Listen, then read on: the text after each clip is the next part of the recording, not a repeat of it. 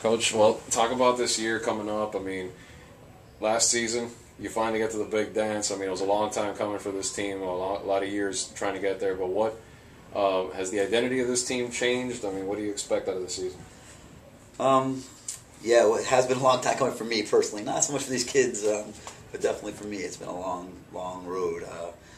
Seeing this program grow from, from being a perennial loser basically to being pretty good to now being, in the mix, being in the playoffs 10 out of the past 11 years. So yeah, it's been a long time for me, and we were stuck on that second round for so many years we couldn't get past it.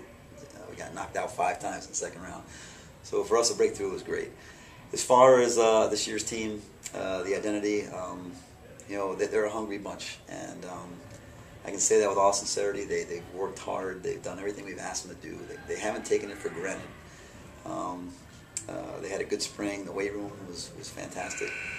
This is the strongest team we've ever had. We have, I think, 6 kids over 500 pounds on the squats, and about 6 more benching over 300 pounds. So they've done all the little things we've asked them to do to be a champion, and now they just got to do it on the field. In past years, we've always had to chase, some kids. Well, why aren't you in the weight room? What are you doing? Are you going to play? This year we haven't had to do any of that, and so those signs are positive. And when you get that, usually good things follow.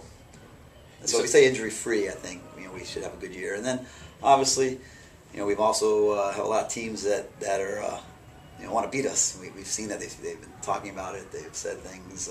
I've seen it at tournaments that we've been to, 7-on-7s, and at camps we've been to. I've seen the teams are excited to play us. So we're aware that we're going to have to bring it every week and give it our best every week, because we're going to get everybody's best shot. Do you feel like the kids are under a little more pressure to maybe higher expectations and taking that extra step, because you made it last year, but now obviously the goal is to take that one last step and win it? Right, no doubt. I think they feel a little bit of pressure, but we're trying to just take it one at a time.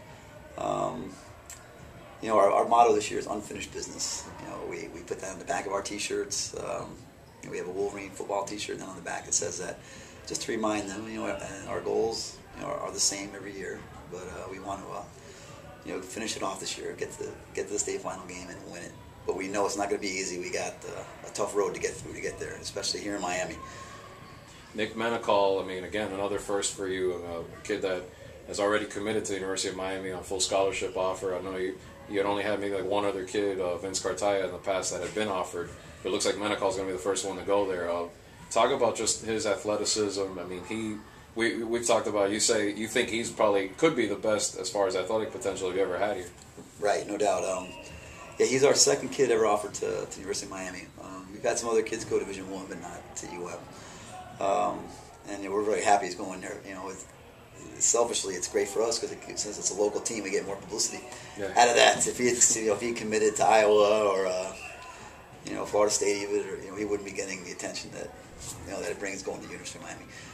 So we're very happy about that. And as far as him being, potentially he could be the best guy we've ever had.